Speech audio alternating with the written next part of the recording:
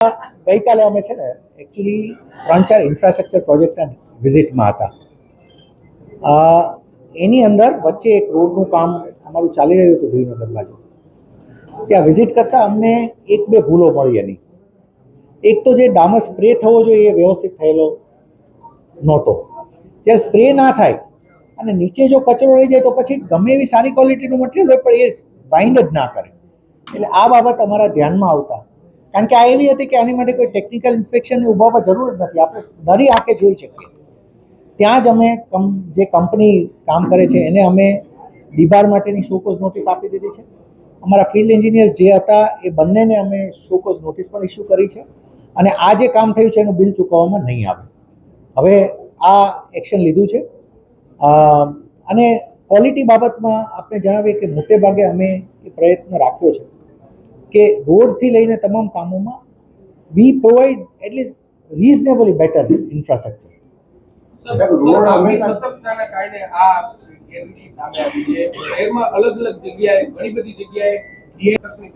હું આપને કહું, એક અત્યારે અમારી જે વ્યવસ્થા છે એ કહું, જ્યાંથી ડામર ભરાતો હોય ત્યાં પણ અમારે એક અધિકારી હોય, ત્યાં પણ એ ટેમ્પરેચર લે, એનું સેમ્પલ ચેક કરે અને પછી આગળ આવવા દે.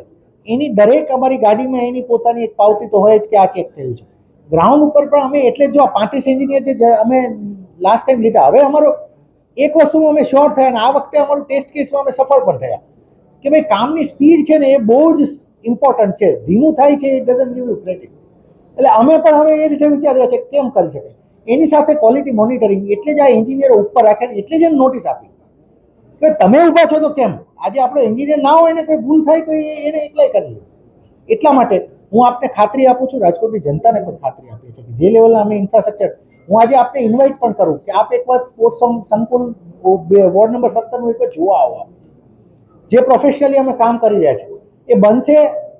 તમે એક વાર યાદ કરશો કે quality infrastructure has come up international standard. આ જ રીતે અમે રોડ, રસ્તા એમાં, અને હવે આ વર્ષે શું એડ કર્યું છે કહી દો. હવે PMU આવશે એટલે હવેથી એક આખી ટીમનું ડેઇલી મોનિટરિંગ, અમે એક આખી સોફ્ટવેર ઊભું કરીએ છીએ અને તમામ કામોના રિયલ ટાઈમ ફોટોગ્રાફ, વિડીયો એ બધું એમને કરવું પડશે અપલોડ.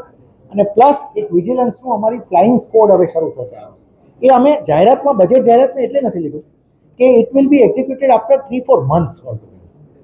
રાઈટ. હવે તમારે નીકળવું જોશે તો તમારે ફિલ્ડમાં નીકળવું જોશે તો ફાઇનલ ને, બાકી તો નીચેનો સ્ટાફ કઈ કરતો નથી. તમારા હાથે પકડવાનું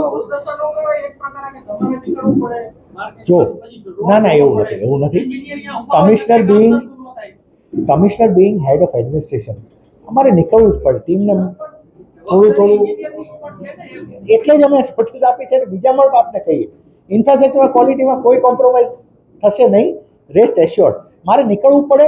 દુઃખદ વાત છે કે કોઈ ડામર મારા દ્રષ્ટિએ એને દેખાડો, એને કરી જ નાખવું જોઈએ, પણ હવે નથી કર્યું.